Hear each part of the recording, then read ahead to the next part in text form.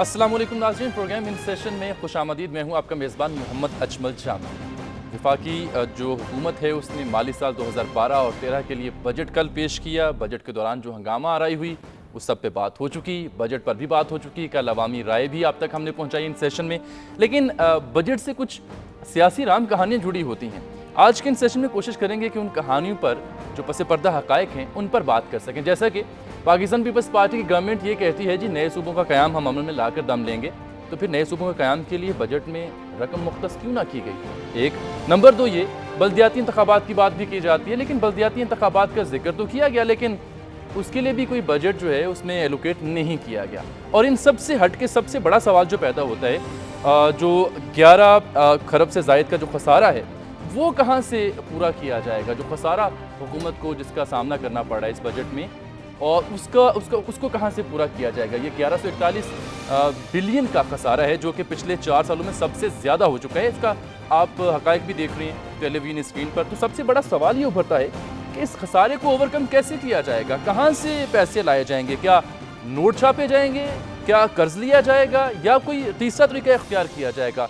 जबकि हकीकत ये है कि आलमी इदारे भी हमें ज़्यादा इमदाद नहीं दे रहे, नेटो सप्लाई भी बंद है, तो सोर्स ऑफ अर्निंग जो है कहाँ से ये पैसे लाए जाएंगे, ये सबसे बड़ा सवालिया निशान पैदा होता है। तो इन 3 से 4 सवालों के अलावा बजट की जब बात करते हैं तो अमूमी राय ये भी कुछ माहिरीन कहती हैं जी कि पाकिस्तान के बजट का एक बड़ा हिस्सा जो है वो डिफेंस के लिए मुख्तस किया जाता है। तो ये बड़ा अहम सवाल था, हमने सोचा साथ में इसका भी जिक्र कर लें और आपको ये बताएं। कुछ हक़ाइक़ हमने इसी हवाले से कलेक्ट किए और उनको एनालाइज़ किया, आपकी खिदमत में पेश करते हैं कि 2012-13 का जो बजट है वो है 29 खरब और 60 अरब रुपए का, और जो डिफेंस का बजट है वो है 545 बिलियन का, और ये टोटल बन जाता है बजट का 18.4%। वो कैसे, अभी हम आपको हक़ाइक़ की सूरत में दिखाएंगे भी, आपकी स्क्रीन पर आप देख पाएंगे कैसे बनता है। और इसमें जो पाकिस्तान आर्मी है वो आप देखिए अभी आपकी स्क्रीन पर है। टोटल वैल्यू है 29 खरब 60 बिलियन, डिफेंस बजट है 545 का, और इसको तकसीम करें अगर टोटल बजट से तो वो बनती है रेशो 18.4% की, यानी आर्मी, नेवी और एयरफोर्स 18.4% लेते हैं टोटल बजट में से इस साल के हवाले से। और उसमें आप देखें तो आर्मी के हिस्से में आता है 50% यानी 272 बिलियन, नेवी के हिस्से में आता है 25% यानी 136, और यही एयरफोर्स के हिस्से में आता है। तो आर्मी जो है वो टोटल 9% टोटल बजट का जो है उसके हिस्से में जाता है इस बजट के तनाजुर में। आगे बढ़ें तो आपको ये बता दें कि जो भारत है हमारा हमसाया मुल्क, 17% का जंप आया उसकी डिफेंस बजट में 2012 में जो पेश किया गया मार्च में, और 38.6 बिलियन US डॉलर का बजट आया। और पाकिस्तान जो है दिफाई बजट के हवाले से दुनिया भर में 35वें नंबर पर स्टैंड करता है। तो ये जो एक काइंड ऑफ कंस्पिरेशन थी या एक इस बारे में एक गलत राय थी जो हम देखते को मिलती है कि 50% या 60% बजट जो है वो डिफेंस पे एलोकेट होता है, तो ये इन हक़ाइक़ के हवाले से जो है वो तो गलत नज़र आता है। हमने खुद एनालाइज़ करके आपकी खिदमत में पेश किया, तो ये बात तो गलत होती है। अब बात कर लेते हैं, वज़ीर ख़जाना साहब ने कहा जनाब जो वज़ीर आज़म साहब हैं वो छोटे घर में चले जाएंगे और वज़ीर आज़म हाउस में एक तालीमी इदारा जो है वो बनाया जाएगा, और अखराजात जो हैं गैर तरक्याती वो कम किए जा रहे हैं, और जो वजारतों पर अखराजात लगती हैं, प्रेसिडेंसी पे लगते हैं, प्राइम मिनिस्टर हाउस पे लगते हैं, उनको भी कम किया जाए। लेकिन हक़ाइक़ क्या है वो भी ज़रा देख लीजिए जनाब। PM सेक्रेटेरिएट जो है उसकी अगर हम सबसे पहले बात करें तो 2008-9 में 230.87 मिलियन था, 2012-13 के लिए 702.83 मिलियन तक जा पहुंचा PM सेक्रेटेरिएट का बजट। प्रेसिडेंसी का जिक्र कर लीजिए जनाब, 2008-9 में ये बजट था 353.84 मिलियन, और 2012-13 के लिए ये हो गया 616.70। तो ये भी एक तजाद है कि एक जानब तो ये कहा जाता है कि वज़ीर आज़म साहब जो हैं उनको छोटा घर दिया जाएगा, और दूसरी जानिब बजट जो है वो उनके लिए बढ़ा दिया जाता है। सब्सिडीज़ का जिक्र कर लेते हैं, गवर्नमेंट कहती है बहुत ज़्यादा सब्सिडीज़ दे रहे हैं। तो 2008-9 में सब्सिडीज़ की टोटल अमाउंट जो थी 295.20 बिलियन बनती थी, और 2012-13 के लिए 208 बिलियन बनती है, यानी कि कम हो गई है। जो कहा जाता है बहुत ज़्यादा सब्सिडी दी जा रही है वो भी गलत है। ये वो हक़ाइक़ हैं जो आज सारा दिन आपने देखे भी और पेपर्स में भी आए, मुआशी तज्ज़ियाकारों ने भी तफसील से रोशनी डाली है। तो जनाब ये हैं वो हमारे अहम मौज़ूआत जिस पर हम आज के इन सेशन में बात करने जा रहे हैं। हमारे साथ रहिएगा, प्रोग्राम में हम मेहमानों का तारुफ और इस मौजू पर तफसील से गुफ्तगू आपकी खिदमत में पेश करेंगे छोटी सी ब्रेक के बाद।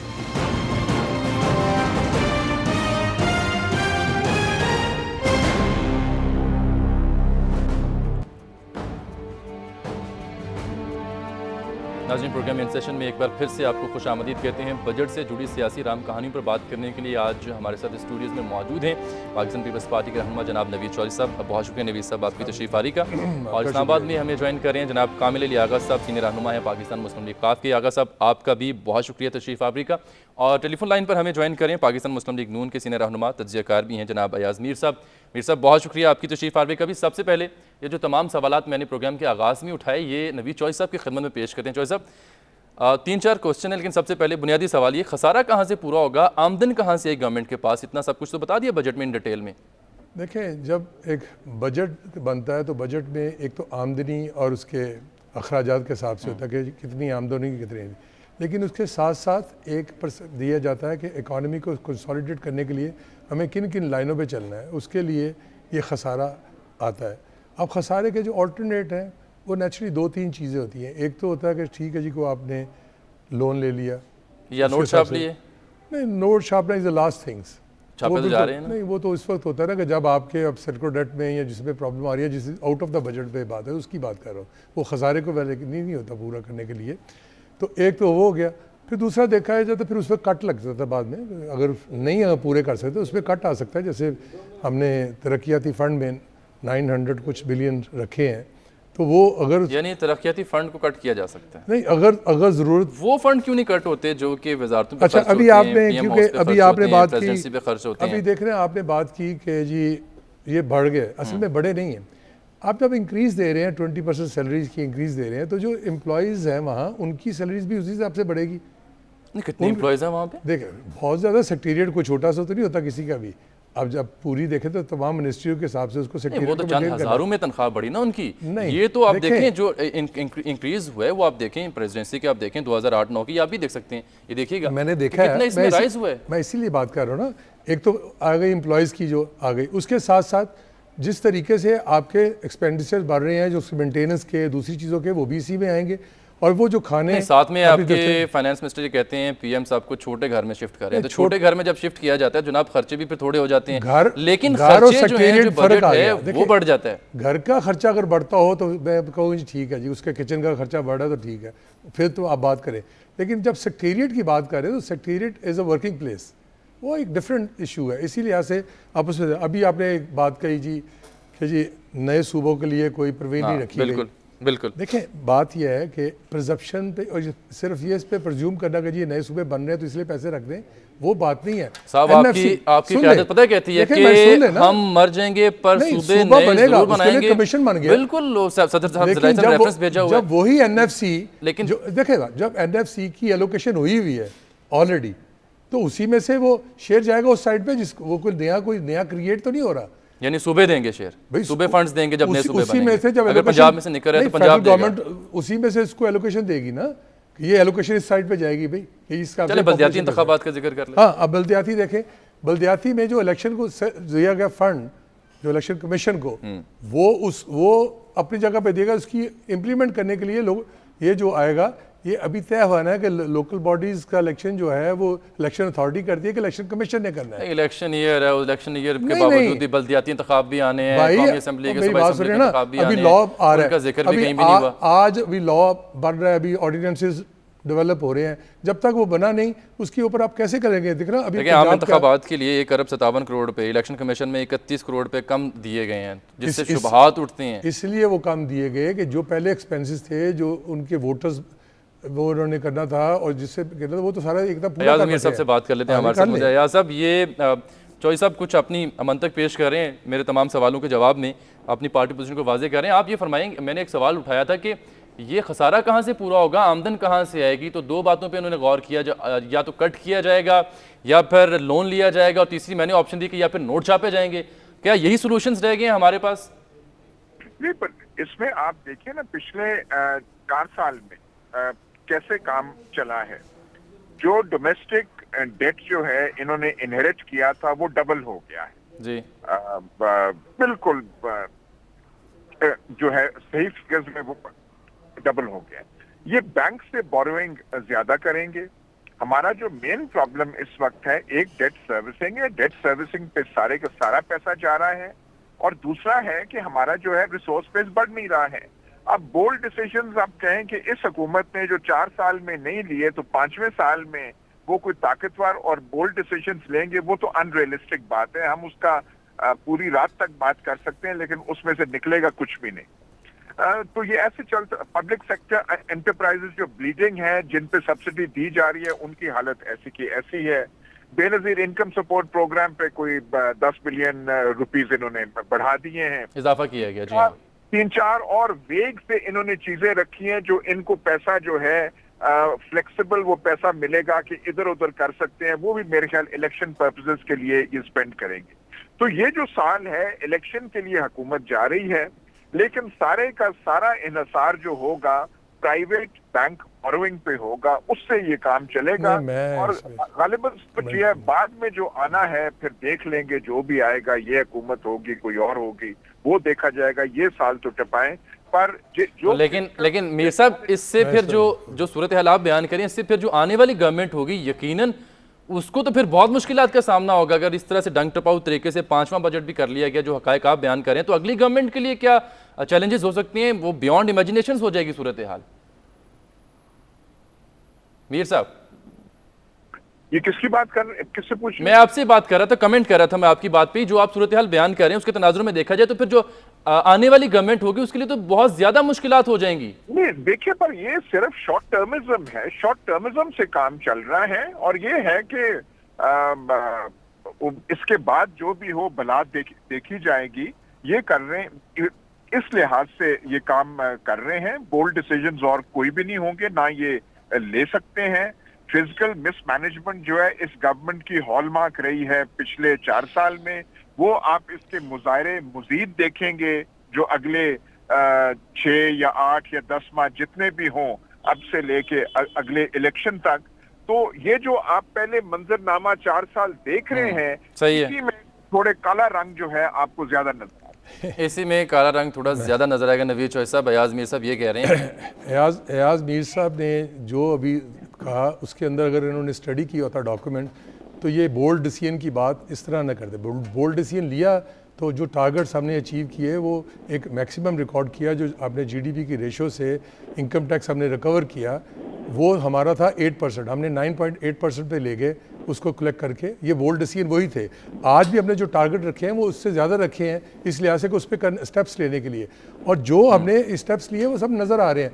लेकिन अगर एयाज मीर साहब ये कह रहे हैं कि ये बोल्ड नहीं ले रहे हो ब्लैक स्टैक में, मैं समझता हूँ ये एक पोलिटिकल वर्ड तो हो सकता है, लेकिन हकायक इससे दूसरा है। हमने कोई टर्म या ऐसा कोई काम नहीं किया कि जिसमें हमें रियलिटी नज़र ना आ रही हो, जो हमने हकायक के मुताबिक ना किया हो। 4 साल के अंदर देख लें, जिस प्रोजेक्ट्स पे हमने शुरू किया उस पे ये देखा कि हमने टारगेट्स क्या हैं। हमारी टारगेट से इकॉनमी को स्टेबलाइज करना, स्टेबलाइज करके इस तरीके से उसको लेकर चलें कि आइंदा आने वाले वक्तों में कोई प्रॉब्लम्स ना खड़ी हो। हम कोई वो डिक्टेटर्स की गवर्नमेंट नहीं है कि हमने एक टर्म्स उठाने तो उस पर चले जाना। हमने उसके लिए लोगों को रिलीफ देने के लिए पहले सबसे पहले उनको रेगुलराइज किया गया, मुलाजमों को उनको फंड्स दिए गए, उनकी सैलरी बढ़ाई गई। अभी देखें जो सब्सिडी हम दे रहे हैं, हम ये वो आगा साहब को ऐड कर लें, साथ में एक बुनियादी सवाल पैदा होता है, मैं आपसे पूछूंगा, आपसे वो सवाल पूछूंगा। आगा साहब, ये आप सारी सूरत हाल देख रहे हैं, ये इकॉनमी आपकी नज़र में, आप इत्तेहादी भी हैं, गवर्नमेंट ही कहती है स्टेबलाइज हमने किया, इस्तेहकाम इसमें दिया, इकॉनमी स्टेबलाइज्ड हो रही है या फिर ये वेंटिलेटर पर मुंतकिल होती जा रही है? देखिए, सबसे पहले तो आपने जो मेरे कुलीग्स के साथ आपने सवाल किया कि जो बजट का खसारा है वो इतना बढ़ गया है, उसको कैसे पूरा किया जाए। जी हाँ, मेरे ख्याल में जो आज वज़ीर ख़जाना साहब ने को भी ये सवाल किया गया था उनकी प्रेस कॉन्फ्रेंस में, तो उन्होंने बड़े वाज़ेह अल्फाज में 3 चीज़ें बताई। उन्होंने कहा जी कि हम टैक्स नेट बढ़ा रहे हैं, हाँ, जिसके इशारे बजट में नज़र भी आ रहे हैं, ट्रांसपोर्ट को और गुड्स ट्रांसपोर्ट जो कि पहले नेटवर्क में नहीं थे, वो इन्होंने अंदिया दिया है कि हम वो अदारे और वो चीज़ें जो पहले टैक्स नेट में नहीं थी उनको टैक्स नेट में उनको हम टैक्स नेट में लेके आएंगे। फिर उन्होंने कहा कि हम अखराजात में कमी करेंगे। तीसरी बात उन्होंने कही कि हम करप्शन का खात्मा करेंगे। देखें, ये जामी अगर हकायक की तरफ जाएं तो अगर ये चीज़ें वाकई वो कर जाएं तो ये खसारा कोई चीज़ नहीं है। ये इतने बड़े 3 चीज़ें हैं कि अगर इनके ऊपर वाकई कंट्रोल कर लिया जाए, और मैं समझता हूँ कि हफीज़ शेख साहब एक दयानतदार आदमी है और बड़े संजीदा आदमी हैं, तो आज उन्होंने सवालात का जवाबात भी बड़े तम्मल से दिए।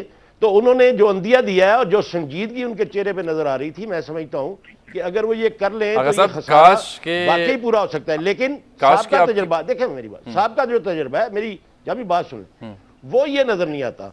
और फिर टैक्स के जब भी बजट आता है, बजट के अंदर नेगेटिव चीजें भी होती हैं, पॉजिटिव चीजें भी होती हैं।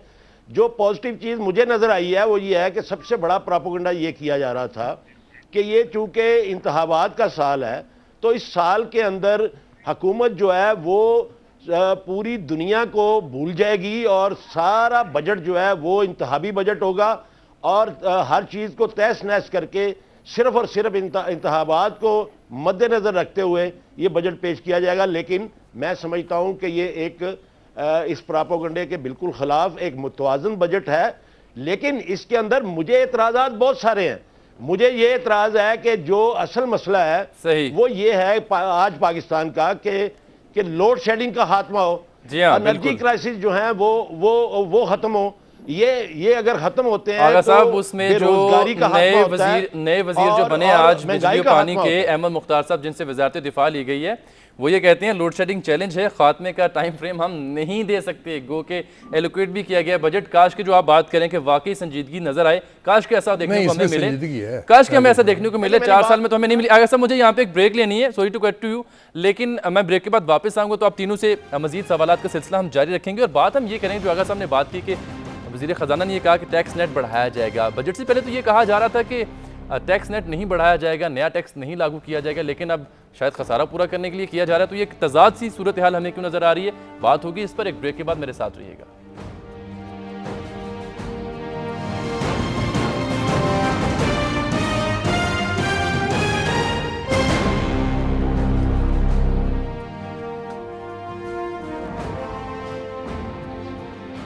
प्रोग्राम इन सेशन में एक बार फिर से खुशामदीद। हमने ब्रेक से पहले बात की थी टैक्स नेट के हवाले से। कहा जा रहा था खसारा पूरा करने के तरीक़ाकार क्या हो सकते हैं। तो पीपल्स पार्टी के जो रहनुमा है नवीद साहब, उन्होंने ये कहा जनाब कि जो कट किया जा सकता है मुख्तलिफ फ़ंड्स को, और या फिर दूसरी ऑप्शन लोन लिए जा सकते हैं, और तीसरी ऑप्शन मैंने ये कहा कि नोट छापे जा सकते हैं। तो नवीद साहब, जैसे कि आगा साहब ने ये कहा कि वज़ीर ख़जाना ने भी आज पोस्ट बजट प्रेस कॉन्फ्रेंस की, उन्होंने कहा कि जी कट किया जा सकता है मुख्तलिफ चीज़ों में, टैक्स नेट बढ़ाया जा सकता है मुख्तलिफ चीज़ों में। तो पहले तो ये कहा जा रहा था कि टैक्स नहीं मज़ीद लगाया जाएगा, मज़ीद टैक्स नेट नहीं बढ़ाया जाएगा, तो अब फ़ौरन से एहसास आ गया कि टैक्स नेट को बढ़ाना नहीं, नेट और लगाने में फ़र्क है। एग्जैक्टली है। देखिए ना, आपने जो कहा कि लगाने, हमने तो टैक्स कम किया इस दफ़ा और स्लैब भी चेंज किया उसका, 17 से 16 हुई। हाँ जी, नहीं, स्लैब भी चेंज हुए ना डिफरेंट किस्म के। तो उस लिहाज से तो ये नेट बढ़ाने का तो कभी भी हमने ये नहीं कहा कि नेट बढ़ाना तो चाहते हैं। जीडीपी की रेशो से जब तक 14 से 18% नहीं होगा तो आप तो ये ओवरकम कर ही नहीं सकेंगे ये चीज़ें। उसका टारगेट तो एफबीआर को अलग दिया हुआ है हमने, लेकिन हमने उस टारगेट को रखा जो अचीव किया जा सकता है और उससे आगे नेट बढ़ाने की कोशिश की जा रही है कि ताकि वो चीज़ें फैलाएं। तो इसलिए हमको ये नया नेट लाने का मकसद ये नहीं है कि ये काफ़ी होगा, टैक्स नेट बढ़ा देना काफ़ी होगा खसारे पे काबू पाने के लिए। देखें, वो तो फिर अगर वो पूरा बन जाए तो फिर तो ऑटोमेटिकली आपको किसी किस्म की ज़रूरत ही नहीं रहती, और हमने इसी क्वेश्चन में रखा। लेकिन इसके साथ साथ हमने देखें इसके अंदर जो चीज़ें रखी हैं और जो बहुत ज़रूरी हैं आवाम के सामने भी लाने के लिए, जैसे हम 1 लाख जॉब्स लेके आ रहे हैं। हाँ, ये कहाँ से आएंगी? देखें वही बताने लगा ना। देखें 1 लाख जॉब्स लेके आ रहे हैं। अब जॉब्स पे हमने उसके अंदर भी हमने एक स्टेप्स लिए हैं कि 40% जो जॉब्स होंगी वो मास्टर्स डिग्री होल्डर्स को होगी। सही, 40,000 के करीब जो है मास्टर 40% ऑफ दैट, 40% अगला 40% बैचलर्स को होगा और 20% हम स्किल्ड वर्कर तैयार करेंगे, वो भी बैचलर्स होंगे। कहाँ लगाएंगे इन वर्कर्स को? मैं यही बताने लगा ना कि देखें हमने एक प्रोग्राम शुरू किया था पहले भी, और हमारी जब भी पीपल्स पार्टी की गवर्नमेंट है वो प्रोग्राम करती है, जैसे इसके लिए जो लोग MA पास हैं या मास्टर डिग्री किसी में भी किया हुआ है उन्होंने, उनको एक स्टाइपेंड दिया जाता है उस जॉब के लिए और उनको साथ ट्रेनिंग दी जाती है एब्जॉर्ब करने के लिए। फ्यूचर में जितनी भी जॉब्स निकलेंगी उसके लिए वो तैयार कर जाता है। क्योंकि जॉब कहाँ से निकलेंगी? हमने आज प्रोग्राम का एक मौजू भी रखा था कि 1 लाख नौकरी कहाँ से उसी के लिए कह रहा हूँ, जबकि इंडस्ट्री जो है वो नीचे जा रही है, बगैर मुल्क की सरमायाकारी भी पाकिस्तान में नहीं आ रही, तो फिर कहाँ पे खपाएंगे उनको? आपने जो देखा वो तो एक जंग की हालत में आप देखा, लेकिन आज इंडिकेटर ये बता रहे हैं कि आपकी ग्रोथ बेहतर जा रही है। पूरी दुनिया की अगर रेशो देखें, आप फ्रांस के अंदर देखें, स्पेन के अंदर देखें, ग्रीक के अंदर देखें कि वहाँ ये जो प्रॉब्लम्स आ रही है वो हम बढ़ी और हमारा एक बेहतर पोजीशन में जा रही है। अपने गुफ्तगू में कहा कि पाकिस्तान पीपल्स पार्टी ये काम किया करती है कि स्टाइपेंड देती है मास्टर डिग्री होल्डर को। Meaning by this is that कि इज दिस तो जो मैं कहने जा रहा हूँ कि यानी कि पीपल्स पार्टी के जयालों को, वर्कर्स को खपाया जाएगा? नेवर। ये देखिए यही फ़र्क है। हमने हमेशा वो जो आपके पास पढ़े हैं और जिनको बेरोज़गार कर दिया जाता है, और वो एक ऐसी क्रीम है जो देख रही होती है कि हमने कहाँ जाना है, उनको तैयार किया जाता है आने वाले वक्त के लिए कि ताकि कल को आप चैलेंजेस का मुकाबला वो कर सके। उन्हीं लोगों को जब हम बिजली की जॉब बात कर लें अब, जी करें बिजली ये तो समझ नहीं आ सके कि नौकरियां कहाँ से लाई जाएंगी और कहाँ खपाई जाएंगी। तो बेमज़ीद हम बात करेंगे, मौजूद है आगा साहब से बात करते हैं। आगा साहब, अब नौकरियों की तो बात बाद में होगी, पता नहीं कहाँ से आएंगी, वो कहाँ उन्हें खपाया जाएगा 1 लाख नौजवानों को। लेकिन आपने जिक्र किया था बिजली का भी, और इंतहाई सबसे अहम मसला है। वज़ीर आला पंजाब शहबाज शरीफ ये कहते हैं जमहूरियत नहीं, डेमोक्रेसी नहीं, बल्कि इलेक्ट्रिसिटी आवाम को जो है वो चाहिए। आप लोगों ने एक फार्मूला भी पेश कर रखा है, आप इत्तेहादी भी हैं। क्या वजह है कि जो शुजात साहब के उस फार्मूले पर अभी तक अमल दरामद नहीं हो रहा और आवाम मुसलसल उस वज़िये से दो चार है? देखिए जामी साहब, जो वज़ीर आला शहबाज शरीफ साहब की आपने बात की है वो तो सारा आपको पता है, अब आम भी समझ रहे हैं। अब उनके साथ तो वो झुंझुना बजा रहे होते हैं, उनके साथ तो 4 आदमी भी खड़े होने के लिए तैयार नहीं है। वो समझ रहे हैं कि ये तो एक धोखाधड़ी है, इक़्तिदार में भी बैठे हुए हैं और साथ लोगों का मजाक उड़ा रहे हैं। हालांकि 1 साल से उनके पास पूरा एक बजट पूरा हो गया ना। उन्होंने क्या किया एनर्जी क्राइसिस के लिए, जब NFC अवार्ड आ गया और उनके पास अख्तियार आ गया और पैसे भी आ गए कि उन्होंने ये सारे काम खुद करने हैं। अब देखें, आप बल्दियात की बात करते हैं, बल्दियात के तो अब आप देखेंगे कि पंजाब के बजट के अंदर कोई पैसे रखते हैं कि नहीं रखते, जिन्होंने इलेक्शन करवाने के लिए, जिनको अदालत ने कहा है कि आपने इलेक्शन करवाने हैं। अब उनकी सिंसियरिटी का पता चलेगा। अब ये जिम्मेदारी वफाक के पास नहीं है। मैं नवीद साहब की भी इतला के लिए मैंने बताया आपको पहले, ये जिम्मेदारी जो है वो सरासर सूबे की है। अब मैंने पहले बताया, सूबाई बजट जो है वो बताएंगे कि उन्होंने इंतखाबात करवाने हैं या नहीं करवाने।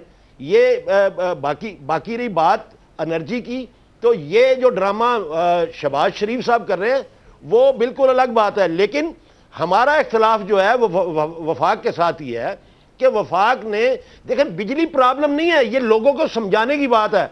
बिजली पाकिस्तान के अंदर हमारे पास जो इंस्टॉल्ड कैपेसिटी है वो कोई 24,000 मेगावाट के करीब है। लेकिन चूंकि वो महंगी बिजली है, वो हम पैदा कर सकते हैं, लेकिन 4 रुपए की बिजली 2 रुपए की आवाम को कितनी देर तक दी जा सकती है? मसला है सस्ती बिजली का। तो सस्ती बिजली जो है वो पैदा करने के लिए इसके अंदर इन्होंने 127 अरब रुपए रखे हैं, और वो सब्सिडीज के जो इन्होंने 209 अरब रुपए रखे हैं, उसके अंदर 127 अरब रुपए सिर्फ बिजली के लिए है। ये लगता है, इनकी सिंसियरिटी लगती है कि ये फिलफोर इसको हल करना चाहते हैं, लेकिन वक्ती तौर पे हल कर सकेंगे, किसी लॉन्ग टर्म नहीं है, यानी शॉर्ट टर्म लोड शेडिंग खत्म नहीं होगी। आगा साहब, जो आप कह रहे हैं कि मुकम्मल लोड शेडिंग जो है वो तो तकरीबन 350 अरब रुपया है, जिसके लिए हमने इनको एक फार्मूला दिया था कि NFC अवार्ड में से 12.5% जो है वो आप अगले 3 माह के लिए ना दें। 7 माह ये दे चुके हैं, 10 माह इन्होंने देने थे, 3 माह ना दे सूबों को, और सूबों से ये सेक्रीफाइस करवाएं, चाहे ये उधार ले लें, चाहे ये लोन की सूरत में, या वो कुर्बानी दे दें कौम के लिए, क्योंकि फायदा तो उनका भी होगा। अगर संते चलेंगी तो ऐसा, तो अगर सब मैं यही आपसे पूछ रहा हूं ना, ऐसा क्यों नहीं हो रहा? ऐसा हो रहा है ना, मैं आपको बता रहा हूं कहानी हो रही है। आप विफाक ये भी बता देते हैं कि आपका इख्तिलाफ भी है गवर्नमेंट के साथ इन मामलों पर। जी जामी साहब, हमारा एतराज इस हुकूमत से यही है कि इन्होंने इस बजट के अंदर हमारे कहने पे, हमारी तजवीज़ पे इन्होंने शॉर्ट टर्म कुछ हद तक चीजें मान ली हैं। इन्होंने वजीर साहब को भी तब्दील कर दिया है, लेकिन मुस्तकिल हल जो है वो ये है कि सस्ती बिजली पैदा की जाए, और उसके लिए कालाबाग डैम का ऐलान होना चाहिए था इस बजट के अंदर। ये बात आपने करवाने का बेहतरीन बात की कि एक अहम बात की, मैं जरा इसकी वजाहत चाहूंगा। क्या काफली के कहने पे, चॉइस के कहने पे, आप लोग कहने पे वजीर जो पानी और बिजली है वो तब्दील हुए हैं? नहीं, ये बात नहीं, मैंने ये बात नहीं की। मैंने ये बात की है, देखिए मैंने जो बात की है, मैंने कहा है कि हमने, चूंकि हम मुतालबा कर रहे हैं कि इसको संजीदा लें। नवीद कमर साहब, जाहिर है नवीद कमर साहब बिल्कुल नाकाम हो चुके थे। उनके साथ तो जब भी बात करते थे, मैंने भी बात की तो उन्होंने यही बात कही। उन्होंने कहा कि जनाब आप आगा साहब अगले 15 दिन में देखेंगे और 4 घंटे बढ़ जाएगी। तो मतलब ये कि नवीद कमर साहब जो हैं, थका हुआ आदमी था। नवीद कमर साहब थके हुए आदमी थे। मैं नहीं समझता ये बात है, वो थके हुए आदमी थे, लेकिन आगा साहब हुआ क्या है, हुआ ये है इंडस्ट्रियलिस्ट है और आईपीपी इसको चलाने के लिए नहीं आगा साहब उन्होंने पता है क्या दिया है। अच्छा उनका बयान सुन लेना। नया बंदा आपने आया, आपने पुराना के नबी साहब थके हुए थे, वो कहते हैं, अहमद मुख्तार साहब कहते हैं जी लोड शेडिंग चैलेंज है, खात्मे का टाइम फ्रेम मैं दे नहीं सकता, यानी आती उन्होंने हथियार फेंक दिए आते नहीं, ये बात नहीं हो सकता। मैं समझता हूँ जामी साहब कुछ चीजें ऐसी देखिए इसी बजट के अंदर पहले नहीं उन्होंने कह दिया, जो उन्होंने जो कहना था वो बता दिया। अब उनके इतराज़ात सुने, वो कहते हैं इख्तिलाफ हैं, वो कहते हैं इख्तिलाफात हैं, हमारे कहने पे शॉर्ट टर्म तो किया लेकिन लॉन्ग टर्म कुछ नहीं किया। उन्होंने इसी बजट में देखा नहीं है, लॉन्ग टर्म इसी में हुआ। अगर हो सकता है उनसे मिस हो गई हो, बाद दफ़ा नहीं गुजरती है आंख से वो चीज़। देखिए बात यह है कि लॉन्ग टर्म और शॉर्ट टर्म क्या है। लॉन्ग टर्म ये है कि आपने बादशाह डैम शुरू किया और उसकी एलोकेशन इस बजट में मौजूद है कि वो बादशाह डैम के लिए क्या करेंगे, ये लॉन्ग टर्म है। इसी तरीके से आपने वो जो थल के है कोयल से करना कोयल, उसके लिए भी आपने रखा हुआ, ये लॉन्ग टर्म की बातें कर रहा हूँ। साथ साथ देखिए आपने सोलर के ऊपर एक छूट दी है आपने कि ये इतनी आप सोलर के ऊपर सब्सिडी भी दे रहे हैं, छूट भी दे रहे हैं। यूपीएस पे छूट दे रहे हैं लोड शेडिंग के लिए, बैटरी पे छूट दे रहे हैं लोड शेडिंग के लिए। ये दोनों चीजें मेरी बात सुन ले, यूपीएस जनरेटर वगैरह जो है वो आम बंदे की कहां पहुंच भाई मेरी बात सुन मैं आपको में। अच्छा ये इंतहाई अहम यहाँ पे नुक्ता छिड़ा है, ये लोड शेडिंग का बिजली के लिए किए गए शॉर्ट टर्म और लॉन्ग टर्म इकदाम, और फिर ये कि सबसे सस्ती बिजली जो है वो तो पानी से मिल सकती है, तो उसके लिए क्या मनसूबे जाते हैं, वो कहाँ किए गए हैं। तो आगा साहब आपको भी मैं एडअप करूँगा इसी बहस में, और ख़ासतौर पर ये कि नवीद कमर साहब को खक तब्दील क्यों किया गया। काफ़ी तो ये कहते हैं वो थके हुए थे इसलिए तब्दील हुए। बात करेंगे इस पर एक ब्रेक के बाद। नाज़रीन स्टे विद अस।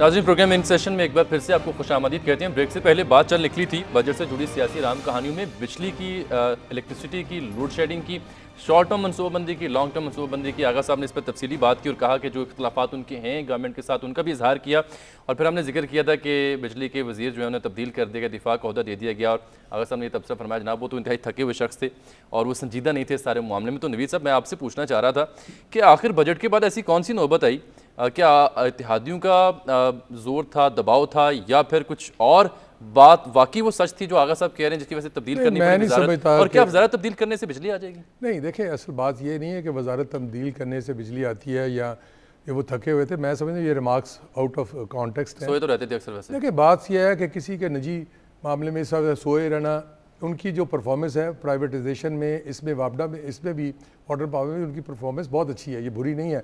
अगर 8,000 से ज़ायद मेगावाट के ये तो एक जब आपकी एनर्जी क्राइसिस इस वजह से बना कि वाटर शॉर्टेज आई, कुछ उस तरह से सर्कुलर डेट में प्रॉब्लम आनी शुरू हुई, और फाइनेंसिस की जो कोई आखिरी लम्हे इस गवर्नमेंट ने क्या बिजली दी, कितनी बिजली, लेकिन मैं समझता हूँ इस गवर्नमेंट ने कितनी 4 सालों में बिजली ऐड की बाय द वे वैसे 3635। मुनव्वर बशीर साहब साबिक जो हैं एमडी पेप्को, वो ये फरमाते हैं ऑन रिकॉर्ड इस प्रोग्राम में कि ये इस गवर्नमेंट का मार्का नहीं, ये पिछले प्रोजेक्ट से जिनकी मंजूरी दी गई वो आगे बढ़े, इस गवर्नमेंट का मार्का नहीं है। ऑन रिकॉर्ड उन्होंने इसमें देखिए हम जो करने जा रहे हैं अब जितने हैं ये, अब 2025 में जाके ये बिल्कुल हर चीज़ें ख़त्म हो जानी है, और जो चीज़ें हम लेके आ रहे हैं तो वो हम कहेंगे जी इस गवर्नमेंट का मार्का नहीं है।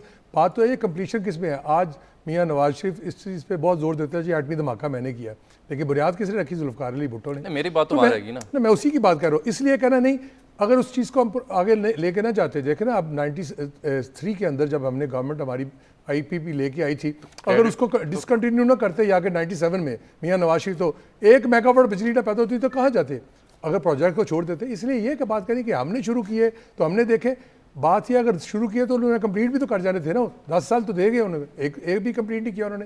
ये सब कंप्लीट हमने किए और कुछ इनिशिएटिव हमने लिए। हाँ, ये कंप्लीट आपने किए उनके, जो मुनव्वर बशीर साहब कहते हैं रिकॉर्ड, वो कहते हैं गवर्नमेंट ने 1 मेगावाट नहीं डाला, गलत बात कहते हैं जी आपने क्या किया। देखिए मैं तो बता रहा हूँ कि 22 छोटे डैम बन रहे हैं और जो बिल्कुल कंप्लीशन की आखिरी मरहल में है।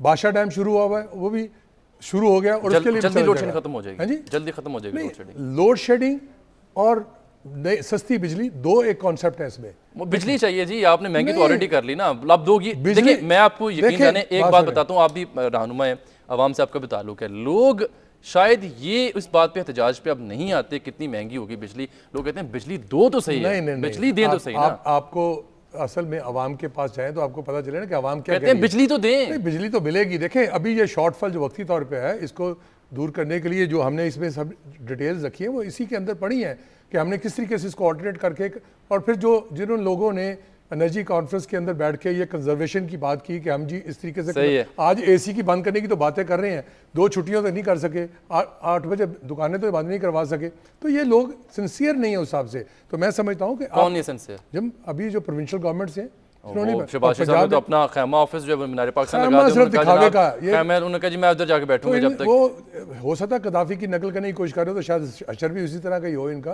तो ये चीजें वो तो कहते हैं आवाम जो हुक्मरान इनके गलों में जंजीरें डालने तक ब्लैक पट्टी बांधे रखूंगा। बातें वो ऐसी बातें करने से नहीं है। यहाँ अगर कूड़ा करके से ही बिजली पैदा कर लेते तो आज आपके यहाँ 50 मेगावाट बिजली हर रोज पैदा हो रही होती।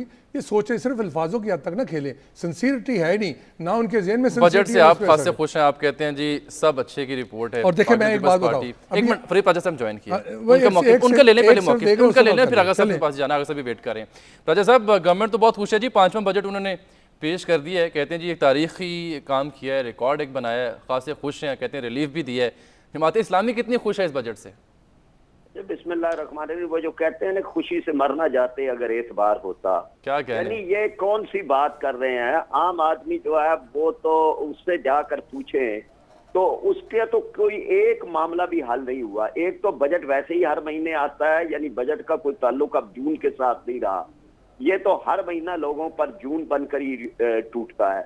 और कभी बिजली की कीमतें बढ़ा देते हैं, कभी गैस की, कभी सीएनजी की, कभी पेट्रोल की, डीजल की, तो मुसलसल एक बजट आते रहते हैं। फिर उसके बाद ये कि जो असल मसाइल थे लोगों के, महंगाई मसला है, लोड शेडिंग मसला है और बेरोजगारी मसला है, किसी एक के अंदर जरा बराबर भी कमी जो है वो नहीं वाक़या हुई।